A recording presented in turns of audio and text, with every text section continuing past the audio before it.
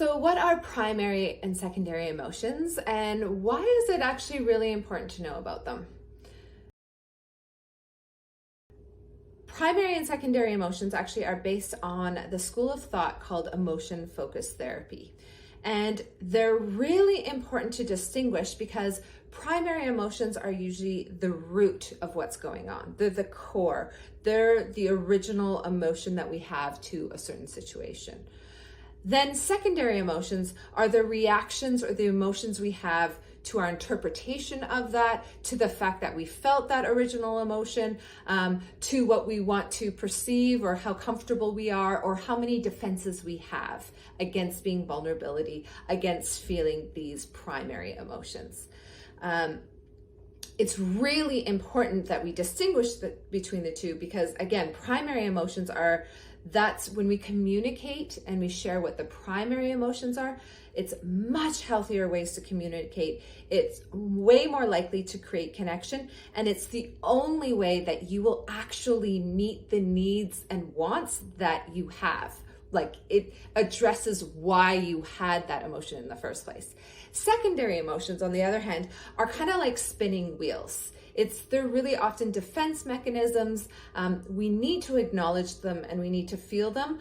But when you just stay in secondary emotions and you just communicate those to other people, you're not actually solving the root of the problem. So it's really, it can be actually oftentimes detrimental.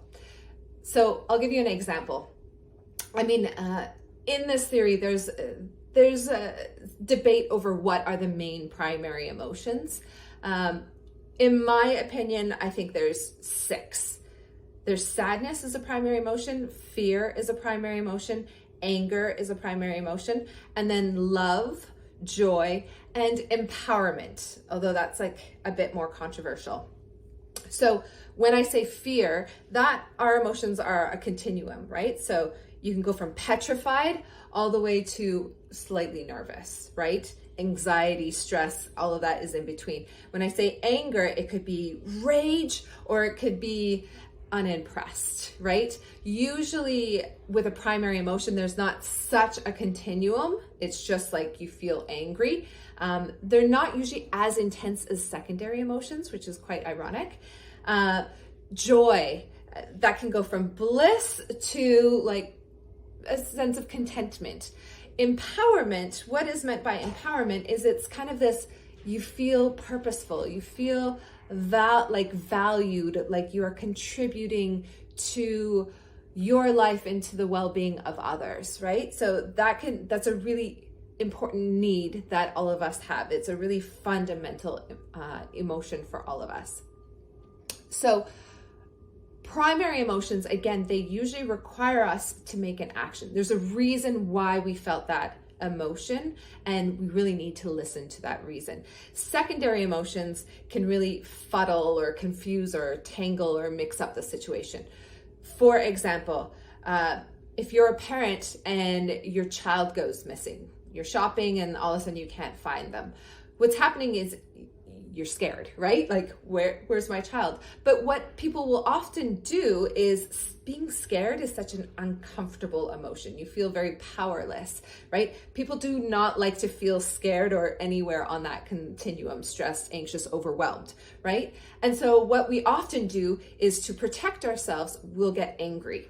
Anger is often, like the secondary emotion, is often hiding a sense of fear underneath. So your child goes missing, you're looking for them, it's been half an hour, finally somebody, you hear something on the intercom, your voice, you see your child, and maybe the first thing you do is you scold your child. Why did you leave? What did you do?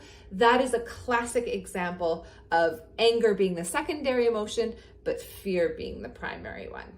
So I know it can be confusing, and especially when we're not really taught how to deal with our emotions or what the reason is. And so I'll go over actually how we can move through the secondary emotions and figure out what that primary emotion is, because it's not always easy to understand. Even me, this is my job. I love this stuff. But as a psychotherapist, and especially again, as a highly sensitive empath, I've got such a big heart and I have big emotions. And so I'm just getting much more emotional information. So sometimes it takes me longer than the average person to just sift through what is really at the core of this. So how can we get down to primary emotions?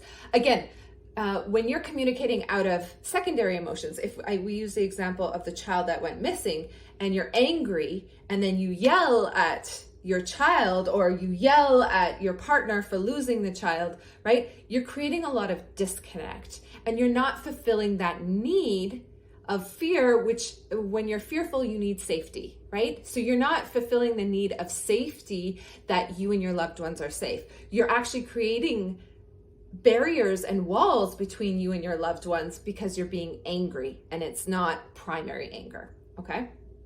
So I'll go into different things you can do once you get to the primary emotion, but first we need to get there. So the easiest way to sift through all your emotions is to label them. There is so much research of how just the simple act of labeling what you feel can often just make that evaporate. And once that evaporates, then the next layer can come up. Label that, evaporate. So what you do is you just sit, take a moment, and just label the different emotions that you feel. And try and do it one at a time. I'm not great at multitasking, so that might be my bias, but I always advise to do it one at a time. So maybe I'm feeling anger. Okay, we have to label it, breathe it in through your heart space to really feel and acknowledge it. All emotions want to be acknowledged. If they're not acknowledged, then they just start having a tantrum and yelling and screaming louder and louder. So we need to acknowledge it by breathing it in through our heart space. And then you breathe it out to release it. I used to try and just breathe emotions out. Doesn't work. You have to breathe it in, breathe it out to release it. Then you might notice that there's another emotion. Okay, maybe it's annoyance. Breathe it in, breathe it out. You don't have to go into why you're feeling these emotions. That can also often be a way for us to avoid the fact that we have those emotions. So just label the emotions, breathe them in, breathe them out. You might have many different layers. You might not have so many layers. And once you get to a point of just kind of stillness, then you know you're ready to really ask yourself this next question. So again, label your emotions, breathe them in, breathe them out.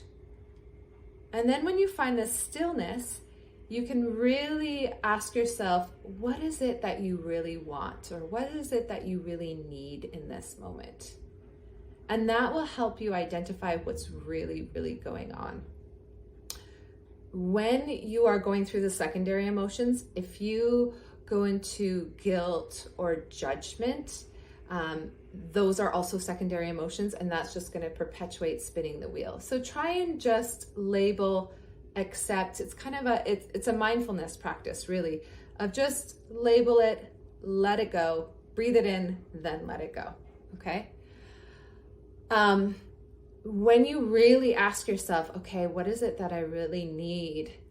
There is a sense of vulnerability, right? And so you can do this on your own. You don't have to share it with anybody else. Maybe you are not in any relationships where it's even safe to ask that question out loud or to discuss it with other people. So just take that, because vulnerability is a really scary thing, right? And that's often why people will react, as I mentioned, with anger, as opposed to being really honest with themselves.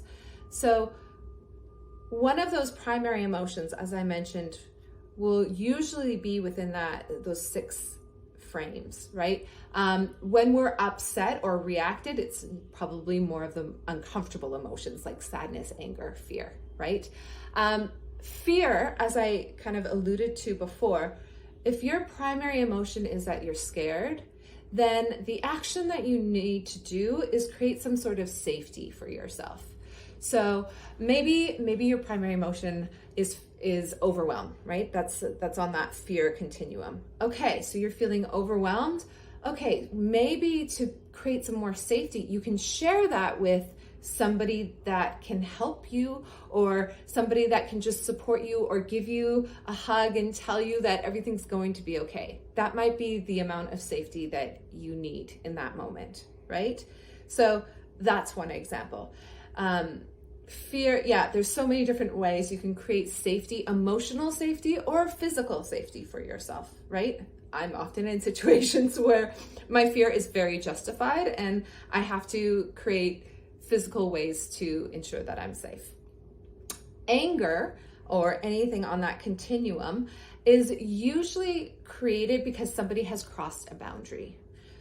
Maybe it's an emotional boundary, maybe it's a physical boundary, but they've violated your sacred self, your sanctuary, right? And so if your primary emotion is you need this boundary to be respected, or you need this person to stop doing it, then anger is actually really wonderful because it gives you that sense of power and that energy to actually do something about it. Whereas normally maybe it would be really hard to address that person or do an action. Anger is really useful in that way. And that's why there's not bad or good emotions. It's just emotions that are more comfortable or less comfortable. So if anger is your primary emotion, most likely you will need to create a boundary of some sorts, reestablish it. For example, maybe somebody keeps on calling you during the workday and you've told them that it's really difficult for you to focus when they really call you, and so you need them and they still do it, right? Okay, then that means that boundary is not being respected. What can you do? Can you turn off your phone, or can you put it on silent? Can you tell that person again and then say, if you continue to do this, then I'm not gonna be able to talk to you or call you until the next day, or whatever it is. Whatever you need, right? You need to kind of implement a way to meet those needs that you have, right? Sadness means that there's a disconnect often, or that there's, not accepting or not receiving love is really what can often cause sadness. So again, look in areas in your life where you're feeling disconnected, where you're feeling like you're not valued or you're not appreciated by people, right? Or maybe areas where you can comfort your heart. Sadness really means your heart needs to be comforted somehow. I have a video on how to take care of your heart, and I have a visualization, that heart connection visualization. So this is really good to do when you're feeling sad, right? You need those cuddles and that care, okay? So when you have a primary emotion and you kind of realize what it is and what your need is, often it can be really helpful to communicate that to your loved ones so that they know what's going on for you. Even if it doesn't have to do with them, it can feel very nourishing and healing to just share that with somebody. However, you do need to make sure that that person is a safe person to share your vulnerable emotions with, because if they're not safe, then that can really cause, again, anger or sadness because they betrayed you or they didn't respect you. And if they use your emotions against you in the future, that's an example of them not being a safe person to share that with. So again, when you communicate your primary emotions, so in the example I gave before of, oh, I was really worried about you, I was really scared, please don't go missing.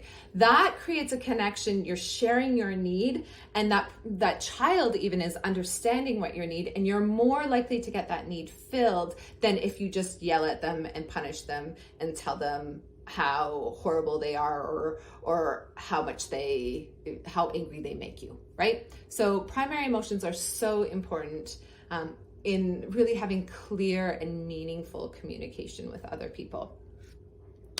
So let me know. I'd love to know what your thoughts are on this video. If there's any new information that you got in regards to emotions, or was there anything that was interesting or something you didn't understand? Let me know in the comments below. Please like and subscribe down below, and I'll see you soon.